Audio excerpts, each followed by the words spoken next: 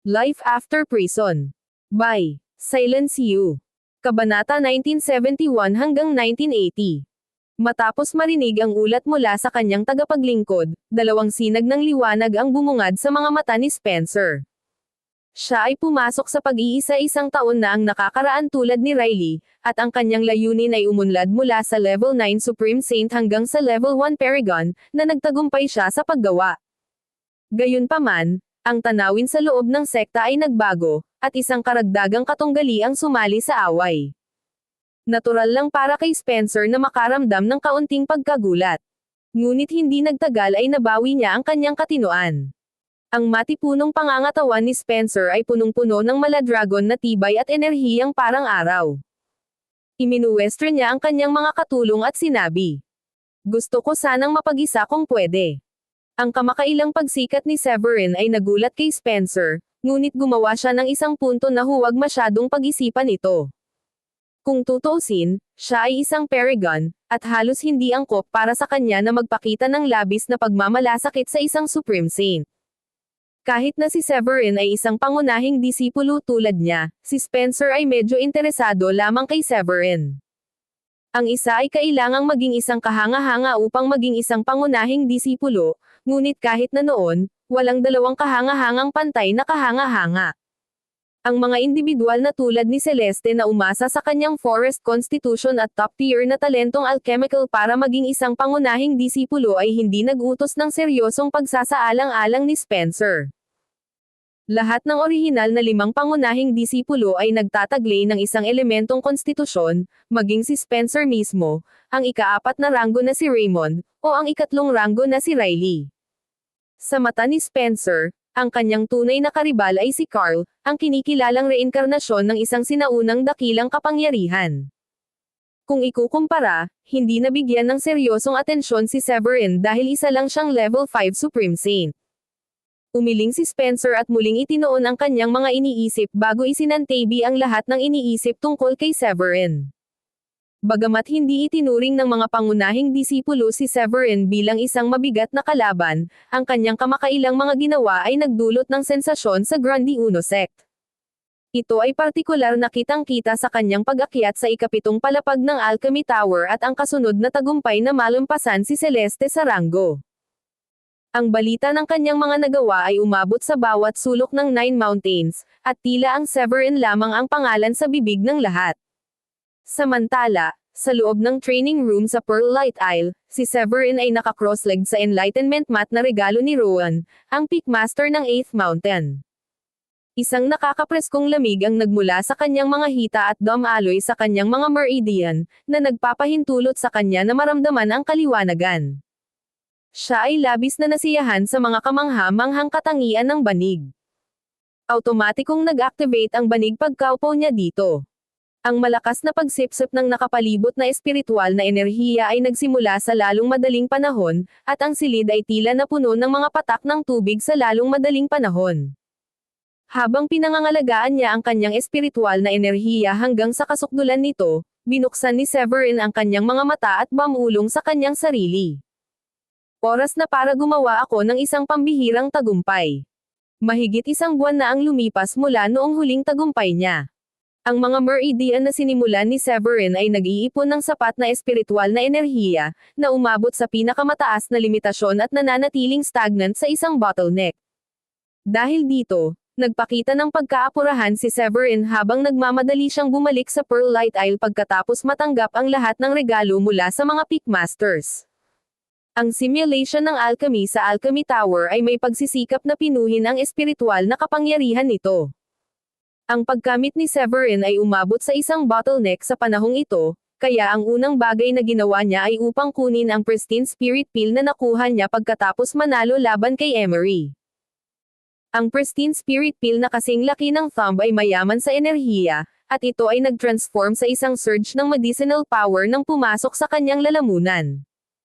Ang enerhiya ay umikot sa kanyang mga paa at buto, at mabilis na ginamit ni Severin ang kanyang kapangyarihan upang pinuhin ang enerhiya at i-convert ito sa purong espiritual na kapangyarihan.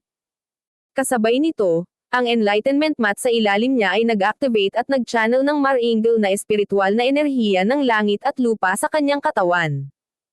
Nabuo ang mga ulap at ambon sa tahimik na Pearl Light Isle, at nagsimulang bumuhos ang masaganang pag-agos ng espiritual na enerhiya.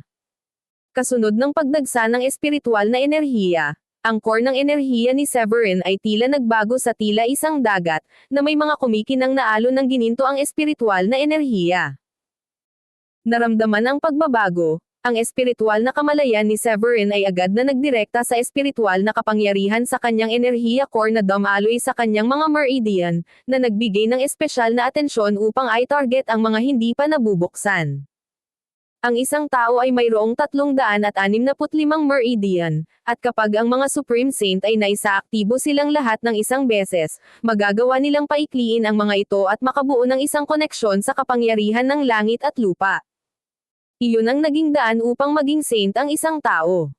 Na-activate na ni Severin ang 200 meridian, kaya bihasa na siya sa proseso ng pagpino sa kanila.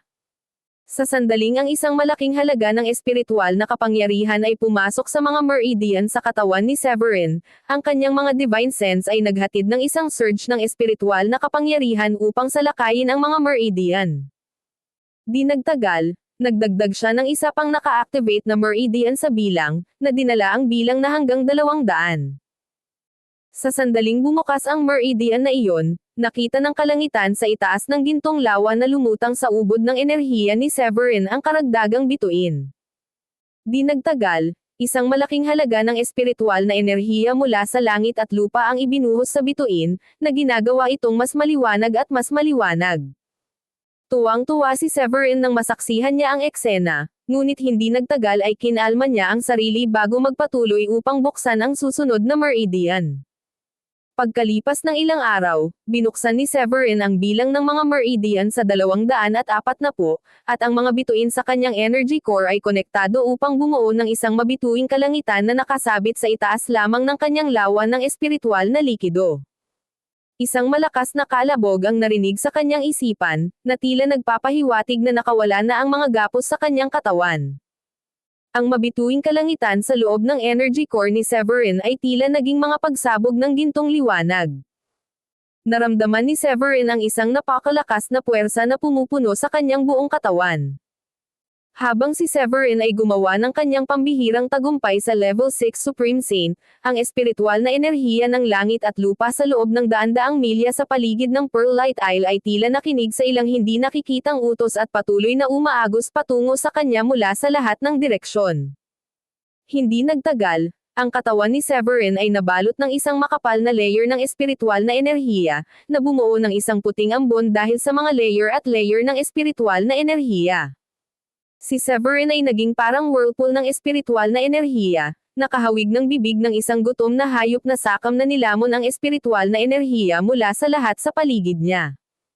Dahil sa pag-agos ng espiritual na enerhiya na umaagos mula sa ibang lugar at patungo sa Pearl Light Isle, ang mga disipulong nag-iisa sa ilang kalapit na bundok ay agad na nagulo. Naalala nila ang isang katulad na sitwasyon na nangyari hindi pa matagal na ang nakalipas, kung saan ang espiritual na enerhiya sa bawat bundok ay hamina at nakagambala sa pag-urong ng mga disipulo. Sino ang humihigop ng espiritual na enerhiya sa loob ng 100 milyang radius sa pagkakataong ito? Mukhang nagmumula sa direksyon ng Pearl Light Isle. Nag-iisa na naman ba si Severin? Paano nagagawa ng isang tao ang isang pambihirang tagumpay? Hindi ba siya ay gumawa ng isang pambihirang tagumpay noong isang araw? Sino ang nakakaalam? Siya ang kababalaghan ng sekta, at tayo ay mga ordinaryong disipulo lamang. Gaya ng nakagawian, walang pakialam si Severin sa mga reklamo ng mga disipulong iyon dahil siya ay nasa pag-iisa. Pagkatapos ng matapang na sumipsip ng malaking halaga ng espiritual na enerhiya mula sa langit at lupa, ang kanyang enerhiya ay lumakas at mas matatag, na minarkahan ang kanyang paglipat mula sa Level 5 Supreme Saint patungo sa Level 6 Supreme Saint. Sa oras na maging matatag ang kanyang natamo, sa wakas ay iminulat ni Severin ang kanyang mga mata. Dalawang maliwanag na sinag ng liwanag ang bumungad mula sa kanyang mga mag-aaral, na para bang may kakayahan silang tumagos sa kalangitan at nagpapalabas ng isang kakila-kilabot na kapangyarihan. Ang daloy ng enerhiya ay naging mga daloy ng liwanag na dumaloy sa katawan ni Severin. Para siyang celestial na nagpapalabas ng kanyang mar-angel na aura habang siya ay lumabas mula sa kailaliman ng kaguluhan. Naaabot na ngayon ang kumpletong pagkamit sa level 6 Supreme Saint. Sinuri ni Severin ang kanyang bagong natamo at tumango bilang kasiyahan. Sa 7 buwan mula noong siya ay nagsimula, siya ay umunlad mula sa level 1 Supreme Saint hanggang sa level 6 Supreme Saint. Ang pag-unlad na ginawa ay walang katakataka. Ang pambihirang tagumpay ay may mga implikasyon na higit pa sa kanyang paglago sa pagkamit. Pinalalim nito ang kanyang pangunawa sa alchemy, at naniniwala siyang malapit nang maabot ang pagiging isang 7th grade alchemist. Matapos maging isang level 6 Supreme Saint, pinili ni Severin na huminga sa halip na itulak ang karagdagang pag-unlad. Mahalagang balansehin ang trabaho sa pahinga, at sa gayon ay lumabas siya mula sa pag-iisa makalipas ang isang araw. Pagkalabas, agad namang dumating si Dayan at ang iba pang mga babae para batiin siya. Ang panuurin na dulot ng kanyang pambihirang tagumpay ay maliwanag pa rin, at ang espiritual na enerhiya na nakuha mula sa isang radius na 100 milya ay patuloy na binalot ng ambon ang Pearlite Isle. Nang makita ni Woolrich na lumabas si Severin mula sa pag-iisa, naiinggit siya. Binabati kita sa isa na namang tagumpay. Kung gaano niya nais na ang pag-unlad ay natural na dumating sa kanya tulad ng nangyari kay Severin, na gumawa ng isang pambihirang tagumpay hindi nagtagal pagkatapos ng nauna. Si Felipe at ang iba ay tumango rin bilang pagsang-ayon nang makita nila si Severin. Malaking kahanga-hanga sa iyo na gumawa ng isang pambihirang tagumpay sa level 6 Supreme Saint ng napakabilis. Sigurado ako na hindi magtatagal bago ka makagawa ng isang pambihirang tagumpay upang maging isang paragon. Tulad ng inaasahan sa isang taong may divine constitution. Nagawa ko lamang na makapasok sa level 3 Supreme Saint sa panahong kinuha mo upang maging level 6 Supreme Saint. Napaluha si Felipe. Ang mga elder ay puno ng paghanga matapos masaksihan ang paglalakbay ni Severin sa loob ng Sky Blue Sect. Dahil sa papuri ay medyo nawalan ng magawa si Severin sa sinabi nito. Masyadong maliit ang pagkilala mo sa sarili mo, Felipe. Isa ka na ngayong level 3 Supreme Saint, na mas mabilis kaysa sa maraming ordinaryong elite na disipulo. Si Woolrich, Felipe, at ang iba ay masigasig na nagsasanay sa panahon ng pag-iisa ni Severin. Sina Woolrich at Felipe ang pinakamataas sa kompletong level 3 Supreme Saint. Si Dayan at ang mga babae ay nasa mid-stage level 3 Supreme Saint, isang kapansin-pansing pagpapabuti mula noong pag-iisa ni Severin. Maging si Samuel at ang iba pa, na bahagyang nahuli, ay umabot sa level 2 Supreme Saint sa pamamagitan ng paggamit ng mga table tasks ni Severin. Hindi magtatagal bago sila gumawa ng isang pambihirang tagumpay. Nasiyahan si Severin sa pag-unlad ng lahat. Maghahanda ako ng isang batch ng mga table tasks para sa lahat pagkatapos magpahinga ng ilang araw. Hindi magtatagal para sa iyo na mapabuti ng mabilis at malampasan ang mga ordinaryong elite na disipulo. Tumango sina Woolrich at Felipe bilang pagsang-ayon. Hahaha. Asahan na. Mas maganda pa ang pagtrato na natatanggap namin kaysa sa karamihan ng mga elite na disipulo. Nagkomento si Woolrich. Ang pagiging isang 6th grade alchemist ay magbibigay daan kay Severin na gumawa ng maraming 6th grade medium rank na table task gaya ng Crystal Spring Peel. Kahit na ang mga pangunahing disipulo ay nakatanggap lamang ng 2 sa mga iyon bawat buwan, na ginagawa silang mahirap makuha. Sa kabaligtaran, nagkaroon ng pribilehiyo ang Pearlite Isle na uminom ng mga 6th grade na table task tulad ng candy, lahat ay kagandahang loob ni Severin. Maraming elite na disipulo ang may inggit kung malalaman nila ito.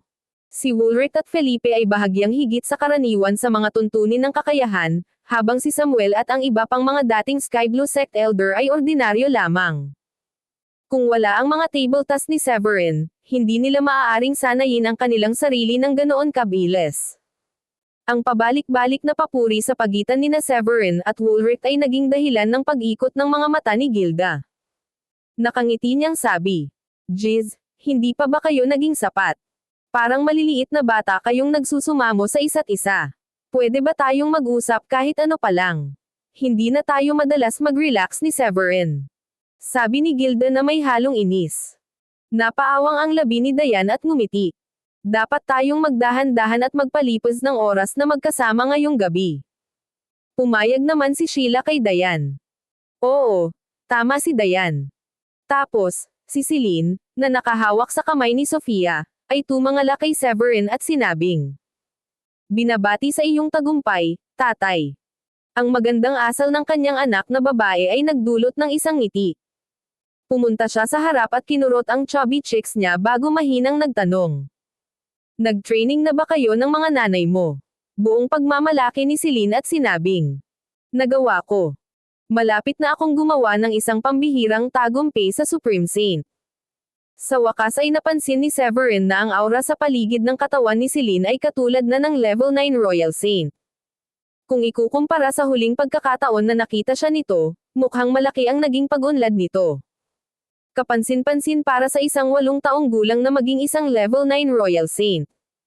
Marami sa mga alagad ng sekta ang mapapahiya sa kanilang sarili kung alam nila na ang isang maliit na batang babae ay maaaring makamit ang napakaraming bagay. Ang paglaki ni Celine ay nagdulot ng saya kay Severin. Nakangiting tinapik-tapik niya ang ulo ni Celine habang pinapalakas ang loob niya. Magandang trabaho, Celine. Malapit mo nang maabutin sina nanay at tatay. Matapos purihin ang kanyang anak, nagpatuloy si Severin sa paghahanda para sa kanilang pagsasama-sama.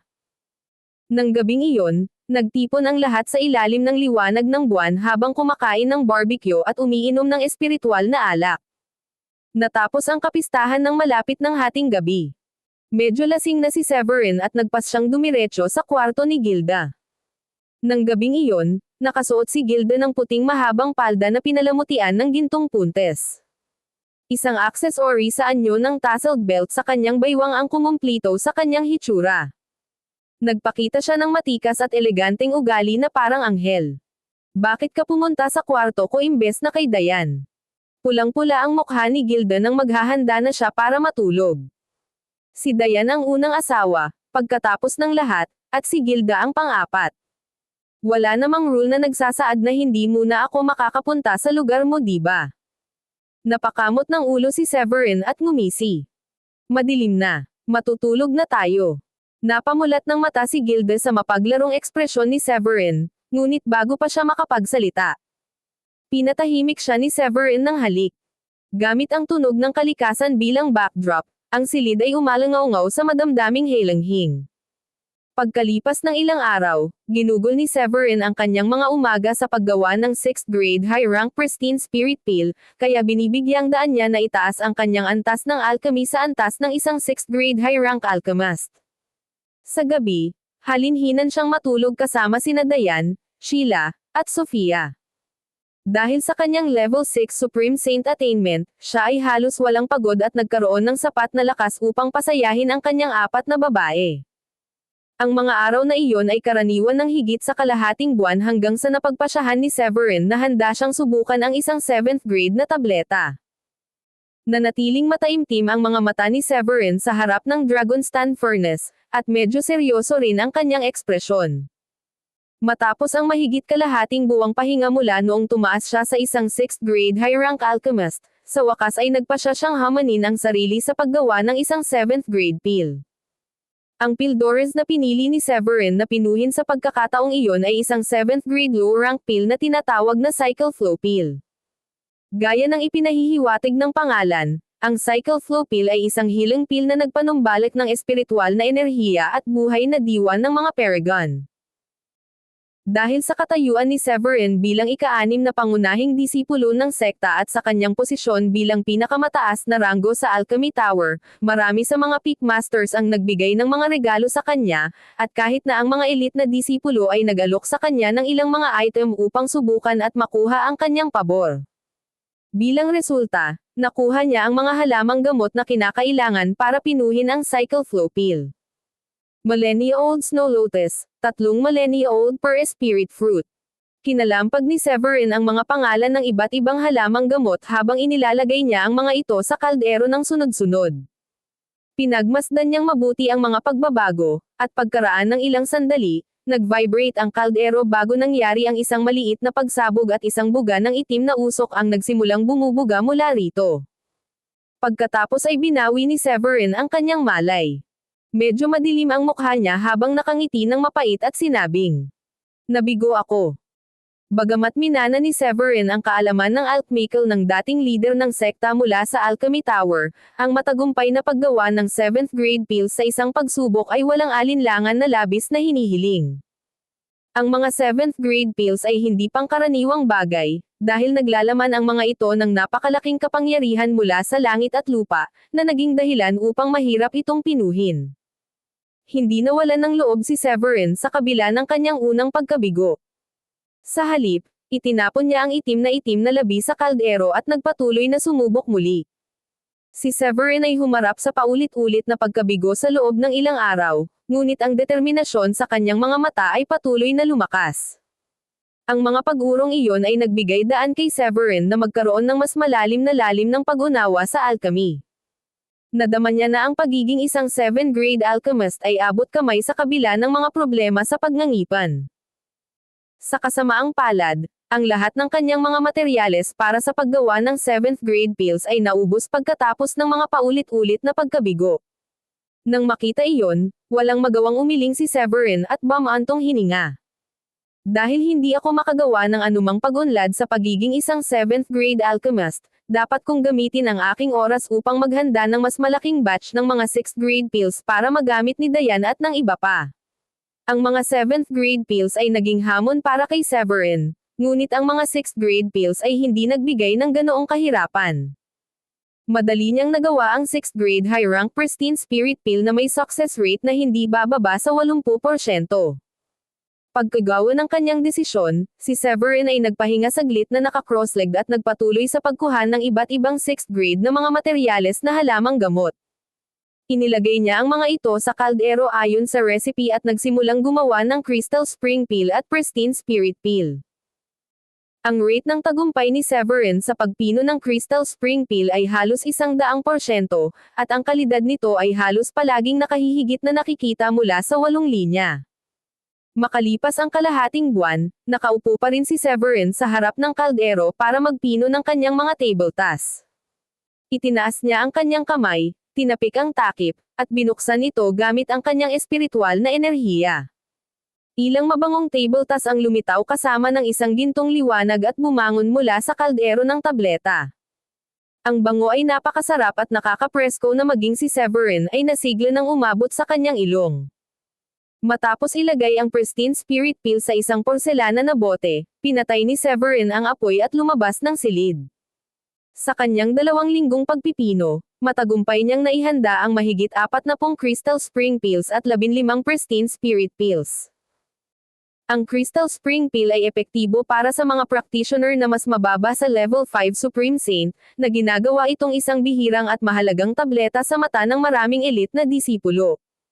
Para sa Pristine Spirit Pill, ito ay pinaka-epektibo para sa mga practitioner na mas mababa sa Level 9 Supreme Saint. Ito man ay pagpapanumbalik ng espiritual na enerhiya o pagtaas ng tagumpay, ito ay walang alinlangan na kabilang sa pinakamahusay at pinakakapaki-pakinabang na 6th grade pills. Gusto sana niyang magtabi ng 30 pildores para maubos niya ito kahit kailan niya gusto at mapabilis pa ang kanyang pag-unlad. Nako, naubos na ang mga materyales para sa tabletang iyon. Habang nakatayo ang mga bagay, mas mabuting maglagay ng matatag na pundasyon para sa aking sarili. Sabi ni Severin sa sarili. Umiling siya at sinubukang pakalmayan kung ano man ang nasa puso niya. Sa nakalipas na kalahating buwan, gumamit siya ng maraming espiritual na enerhiya sa kanyang mga nabigong pagtatangka na gumawa ng isang pambihirang tagumpay sa 7th grade alchemist. Ang natitirang espiritual na enerhiya ay pinalapot sa pinakadalisay na antas, na nagbigay daan sa kanya upang mas mabilis na buhayin ang kanyang mga meridian. Ilang araw pa lang ang nakalipas, umabot na sa 280 ang bilang ng mga activated meridian sa kanyang katawan. Matapos inumin ang Pristine Spirit Pill, matagumpay siyang nakagawa ng isang pambihirang tagumpay sa Level 7 Supreme Saint. Dahil umasa siya sa tableta para sa tagumpay, hindi ito naging sanhi ng malaking kaguluhan sa loob ng sekta dahil hindi na kailangang kunin ang espiritual na enerhiya mula sa paligid. Matapos iligpit ang mga table task, naglakad siya patungo sa patio at nakita niya ang kanyang mga asawa na tamad na nagpapaaraw sa mga upuan sa deck. Agad silang nagkukumpulan sa kanya nang mamataan siya, At si Dayan ang unang nakadama ng sumisikat na aura sa katawan ni Severin. Sa kanyang pagtataka, tinanong niya. Isa ka na bang level 7 Supreme Saint? Oo, nakagawa lang ako ng pambihirang tagumpay. Tumanggo si Severin at ngumiti. Lahat ng babae ay humanga sa kanya matapos malaman ang kanyang pag-unlad. Ang huling tagumpay ni Severin ay halos 1 buwan na ang nakalipas, at nakakuha na siya ng isa pang tagumpay. Napangiti si Severin nang makita ang mga ekspresyon ng mga ito. Inilabas niya ang bote ng porselana na naglalaman ng Crystal Spring Pills at nagpalakas ng loob na sinabi. Nagpino ako ng ilang Crystal Spring Pills para sa inyo. Bawat isa sa inyo ay makakakuha ng 5. Gamitin ang mga ito upang gumawa ng isang pambihirang tagumpay sa inyong pagkamit. Lumipad ang mga table tas mula sa labanan ng porselana at dumapo sa mga kamay ng kababaihan. Nagulat si Dayan nang makita ang mga table tas. Wow, nakakuha na naman kami ng Crystal Spring Pills. Ngumiti si Severin. Pagkatapos ay inilabas niya ang bote ng porselana na naglalaman ng Pristine Spirit Pills at sinabi sa kanila. At mayroon pa. Narito ang ilang Pristine Spirit Pills. Epektibo ang mga ito para sa mga practitioner na mas mababa sa level 9 Supreme Saint. Ang iyong pagkamit ay bubuti ng kalahating yugto pagkatapos na ubusin ang mga ito. Pagkatapos ay binigyan niya ang bawat isa sa kanila ng isang Pristine Spirit Pill. Dahil ang Pristine Spirit Pill ay medyo mahalaga pa rin dahil kahit si Severin ay walang material upang pinuhin ang napakarami sa kanila, nagbigay siya ng isa sa bawat isa sa kanyang mga asawa at nag-ipon ng ilan para kay Woolrich at sa mga lalaki. Kahit na isang tableta lang ang nakuha nila, gayunpaman, tuwang-tuwa sila sa pagtanggap nito. Nagtatakang sabi ni Dayan. Kaya ito ang 6th grade high rank Pristine Spirit Pill. Napakabango nito, at napakayaman nito sa espiritual na kapangyarihan. Nararamdaman ko na ang sarili ko na gumagawa ng isang pambihirang tagumpay sa level 4 Supreme Saint. Ikaw ang pinakamahusay, Severin. Sabay-sabay na puri sa kanya ni Sheila at Sofia, sabay ngisi sa tenga. Matapos maitago ni Gilda ang kanyang tableta ng ligtas, pumunta siya sa harap at binigyan si Severin ng isang napakalaking halik sa kanyang pisngi. Kahanga-hanga ka, honey. Magiging sobrang inggit ang mga elite na disipulo kung malaman nila ang tungkol dito. Para sa record, ang Pristine Spirit Pill ay mas bihira kaysa sa Crystal Spring Pill, at kahit na ang mga pangunahing disipulo ay hindi kinakailangang makuha ang mga ito. Kung iisipin, lahat iyon ay salamat kay Emery, dahil hindi makukuha ni Severin ang recipe kung hindi nagpumilit si Emery na hamanin siya. Matapos gumugol ng ilang oras sa kalidad kasama ang mga kababaihan, si Severin ay nagtungo sa harap ng bakuran upang hanapin ang grupo ni Woolrich. Dahil lahat sila ay mula sa Sky Blue Sect, pantay-pantay ang pakikitungo niya sa lahat sa Blue Realm at ipinamahagi sa kanila ang natitirang mga table tasks. Nang matanggap ang mga table tasks, tumawa si Woolrich at nagtanong. Ito ba ang Pristine Spirit Pill? Oo. Tumanggo si Severin. Ito ang Pristine Spirit Pill na nagawa ko na ngayong marating ang ikapitong palapag ng Alchemy Tower at maging isang 6th grade high rank alchemist. Isang hitsura ng paghanga ang lumitaw sa mukha ni Woolrich nang matanggap ang kumpirmasyon ni Severin. Sa kabila ng kanyang pag-akyat sa pangunahing katayuan ng disipulo at makabuluhang pag-unlad sa pagkamit, si Severin ay nanatiling isang down-to-earth at maalalahanin na tao. Ipinagmamalaki ni Woolrich ang isang tulad niya bilang isang manugang. Matapos itabi ang mga table tasks, napagmasdan ni Woolrich na ang pagkamit ni Severin ay umabot sa level 7 Supreme Saint. Nagtatakang tanong niya, nakagawa ka ba ng panibagong tagumpay? Tumanggo si Severin, dahil walang dahilan upang itago ang kanyang pag-unlad. Namangha si Felipe sa nagawa ni Severin. Pabilis ng pabilis ang iyong tagumpay sa pagkamit sa araw-araw. Bagamat gumugol na sila ng higit sa kalahating taon sa Grundy Uno Sect, wala ni isa sa kanila ang nakagawa ng mabilis na pag-unlad gaya ni Severin. Tanging sina Woolrich at Felipe ang level 3 Supreme Saints, habang si Samuel at ang iba pa ay complete stage level 2 Supreme Saints. Kahit na nasaksihan nila ang mabilis na paglaki at malakas na kakayahan ni Severin mula pa noong panahon nila sa Sky Blue Sect, patuloy silang ginulat ni Severin at iniwan sila sa pagkamangha. Nang hamupa na ang kanilang pananabik, seryosong tanong ni Woolrich. Nga pala, 2 buwang na lang ang paligsahan sa sekta. Balita ko may kinalaman ito sa biyahe papunta sa Secret Realm nila. Dagdag pa ni Felipe. Iyan din ang narinig ko. May chismis na ang nangungunang 3 mananalo ay makapasok sa lihim na kaharian ng South Sky. Ang 2 sa kanila ay maaaring walang mataas na tagumpay, ngunit sila ay nagtagumpay na makipag-ayos ng husto sa iba pang mga disipulo noong panahon nila sa Grande Uno Sect. Kadalasan sila ang unang nakakaalam ng anumang mga pangyayari sa loob ng sekta. Aware dahil malapit na sa kanila ang tournament at ganoon din ang pagkakataong makapasok sa Secret Realm, gusto nilang malaman ang opinyon niya dito. Ang lihim na kaharian ng South Sky ay pinangangasiwaan ng 4 na sekta. Nagpakita ito ng maraming pagkakataon at mahahalagang bagay, ngunit ang Level 9 Supreme Saint lamang ang pinapayagang makapasok. Noon pa man ay iginagalang ng sekta ang panuntunang iyon. Isang ngiti at tango ang isinagot ni Severin. Narinig ko na rin ang tungkol dyan, at magiging handa ako para dito. Naalala niya ang payo ni Ferland sa kanya pagkatapos niyang maabot ang Level 4 Supreme Saint, at naunawaan niya na napakahalaga na bigyang pansin ang paligsahan at gawin ang mga kinakailangang paghahanda. Malinaw na naalala ni Severin iyon. Bilang isang Level 7 Supreme Saint, naniniwala si Severin na ang 2 buwang paghahanda at ang tulong ng mga 6th grade high rank na table task ay magbibigay sa kanya ng sapat na oras upang makagawa ng isang pambihirang tagumpay sa 9th grade. Ang kanyang maladragon na pangangatawan, ang kahusayan sa Star Grade combat techniques, at ang kanyang pag-unawa sa Grande Uno treasured notes ay nag-ambag sa kanyang lakas.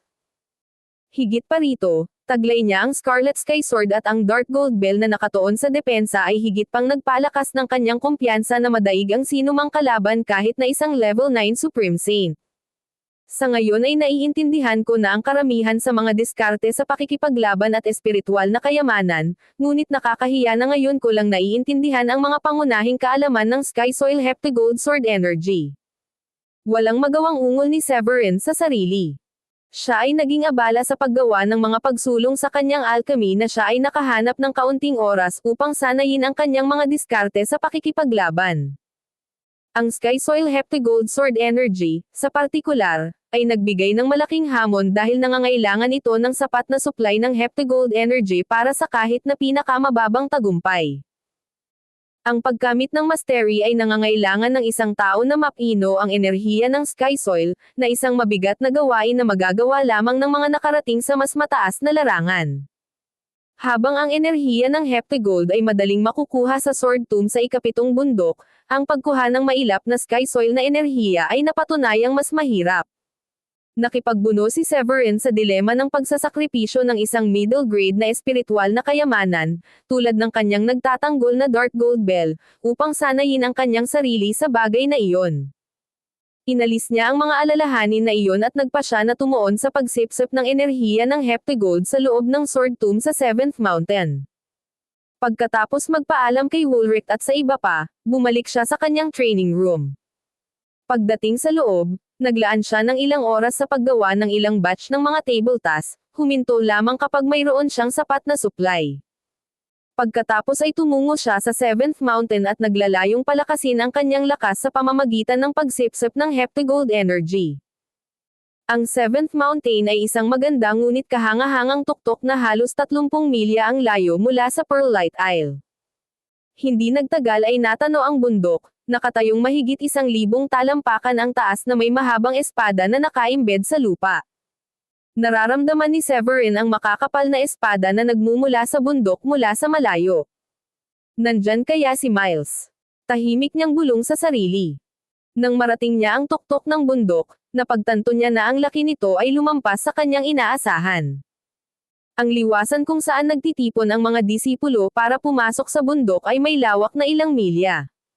Lumapit si Severin sa isang Level 2 Supreme Saint at nagtanong, "Alam mo ba kung saan ang Sword Tomb?" Bagamat sa simula ay naiinis ang alagad matapos mapatigil, ang kanyang inis ay napalitan ng saya nang makilala niya si Severin. "Severin." Bulalas niya. Nang makilala ang pamilyar na boses, lumiwanag ang mukha ni Severin. "Ah, ikaw pala, Jacob." Ang practitioner na pinatigil niya ay si Jacob, na nakatagpo ni Severin noong una siyang sumali sa Grande Uno Sect.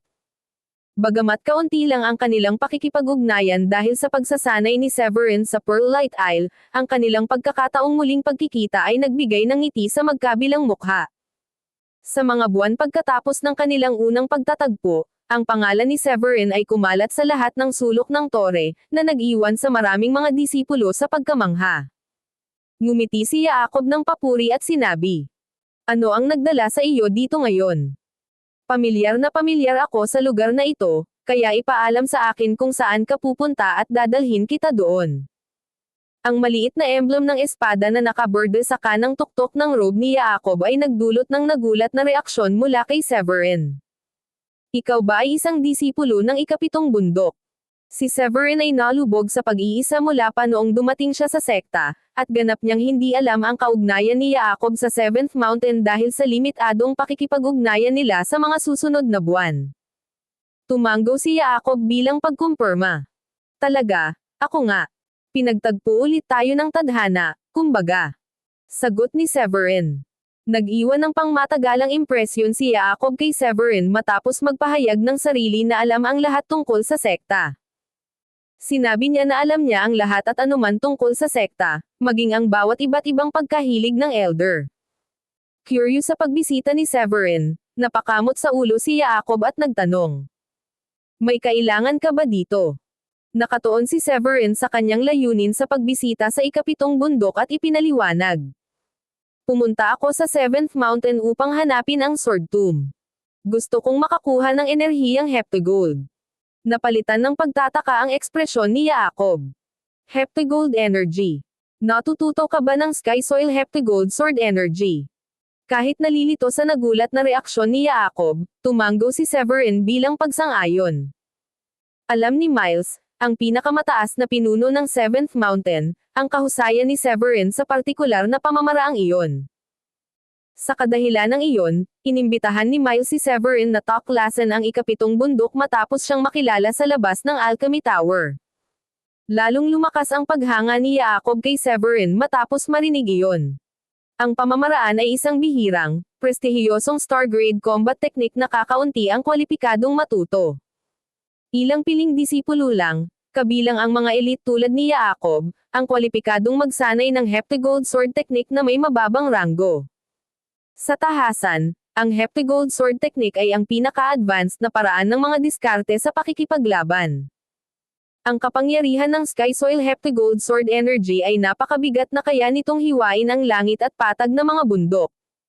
Maaari pa itong maghiwa ng walang kahirap-hirap na isip ang kawalan. Hindi tulad ng mga regular na diskarte sa pakikipaglaban, ang mga mystical technique na gaya niyan ay hindi nangangailangan ng pisikal na paggalaw at maaaring ay activate kaagad sa pamamagitan ng mental na layunin.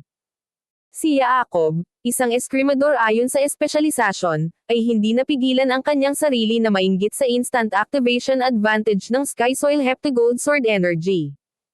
Higit pa rito, sa pamamagitan ng pagmaster ng mystical technique na iyon, may pagkakataon na mauunawaan ng wielder ang maalamat na Heptagold Sword Will na magbibigay daan sa isang tao na talunin ang anumang bagay sa landas nito gamit ang isang slash. Ito ay ang uri ng kasanayan na maaari lamang niyang pangarap na magkaroon. Pagkatapos ay nagpaliwanag si Jacob. "Magiging prangka ako sa iyo, walang napakaraming mga disipulo sa Seventh Mountain na makakabisado ang teknik na ito. Una, kakaunti ang kwalipikadong matuto nito. Pangalawa, ang mga kwalipikadong matuto nito ay masusumpungan ito ng hindi kapanipaniwalang hamon. Sa nakalipas na siglo, tanging ang pinakamataas na pinuno ng ating bundok ang nakakaalam ng mga fundamental." Matapos marinig ang lahat, natigilan si Severin. Sige. Alam mo ba kung saan ang Sword Tomb?" Sumenya si Jacob pababa sa paanan ng halos 10,000 talampakan ang taas at sinabing, "Nasa ibaba natin." Gamit ang pamamaraan ng Mind's Eye, inihatid ni Severin ang espiritual na enerhiya sa kanyang paningin, na naging sanhi ng kanyang mga mata na nagniningning tulad ng nagninangas na araw. Ang kanyang tingin ay tumagos sa ambon at nakazone sa ilalim ng bundok, napatunayan ang pahayag ni Jacob nang makita niya ang isang koleksyon ng mga sirang espada na nakabaon na parang mga libingan, kasama ang ilan sa mga malalaking espada na nagmumula sa medyo mabangis na aura. Nagulat si Severin sa nakita. Bilang level 7 Supreme Saint, ang kanyang divine senses ay umaabot ng mahigit 100 milya, ngunit ang malaking libingan ng mga sirang espada sa ilalim ng lambak ay hindi niya napansin sa kanyang paglipad sa ikapitong bundok. Habang binawi niya ang kanyang paningin, napaisip si Severin sa kanyang sarili. Ang Sword Tomb ay eksakto sa inaasahan ko. Sumama ka sa akin. Ihahatid kita doon. Pinutol ni Jacob ang pag-iisip ni Severin. Pagkatapos ay bumangon siya sa himpapawid at sumisid ng diretso pababa ng hindi nagdalawang isip. Sumunod naman si Severin. Habang dumadagandong ang hangin sa kanyang mga tainga, naramdaman ni Severin ang pagtaas ng intensity ng sword wheel habang sila ay bumababa. Pagkaraan ng ilang sandali, lumapag ang dalawa sa ilalim ng bundok, inilantad ang malawak na kalawakan ng Sword Tomb. Ang Sword Tomb ay nakahandusay ng 12-dosenang milya sa kabuuan at naglalaman ng hindi mabilang na nakabaon na mga sirang espada. Ang bawat espada ay nagmula sa isang mahina ngunit magulong sword wheel na pinagsama sa isang hadlang na tila nagiging sanhi ng pagkapurol ng banal na pandama ng isang tao.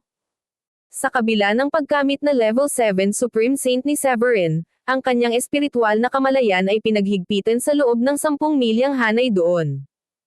Hindi nagtagal ay napagtanto niya na iyon ang dahilan kung bakit hindi niya naramdaman ang anumang bagay kanina. Ang magulong masa ng lahat ng sword wheel ang nagtago sa presensya ng Sword Tomb. Sa tabi niya, itinuro ni Jacob ang gitna ng libingan at sinabi, "Narito na tayo. Ito ay umiral ng higit sa 10,000 taon mula nang itatag ang Grundy Uno Sect. Walang nakakaalam kung gaano karaming mga sirang espada at sword wheel ang naroroon, at ang masamang enerhiya na naipon sa loob ay hindi naghihikayat maging ang mga elite na disipulo na manatili ng masyadong matagal." Bakas sa kanyang ekspresyon ang takot habang nagsasalita. Sa katunayan, ang mapang-akit na enerhiya sa loob ng libingan ay napakalakas, at maging si Severin, isang level 7 Supreme Saint na may matipunong pangangatawan, ay nakaramdam ng gasgas sa kanyang bisig sa loob ng ilang segundo nang makapasok doon. Tumingin siya at nakita ang isang slash na ginawa ng isa sa maraming sword wheel. Ang agresibong aura ay lumundag na parang peteng na nabunutan ng dugo, na nagudyok kay Severin na mabilis na magpalipat-lipat ng kanyang enerhiya at lumikha ng isang proteksyon na kalasag upang palayasin ang masamang enerhiya na gustong ubusin siya. Bulong ni Severin sa sarili. Marahil ay may 10,000 sword wheel dito. Bagamat ang mga ito ay mga labi lamang ng mga sirang espada, isa pa rin itong magandang lugar para magsanay ng swordsmanship. Bagamat ang mga labi ng espada ay magbubunga ng laganap na kapahamakan na lubhang mapanganib na kahit ang mga Supreme Saint ay maaaring mamatay mula rito, napansin ni Severin na marami sa mga disipulo ng ikapitong bundok ang naruroon sa paligid ng libingan. Ang ilan ay nakaupo na naka-cross-legged at ginamit ang kanilang mga kakayahan upang labanan ang mapang-akit na enerhiya, habang ang iba ay nakatuon ang kanilang mga isip sa pag-unawa sa nagtatagal na espada at pagpapalamig ng kanilang mga katawan.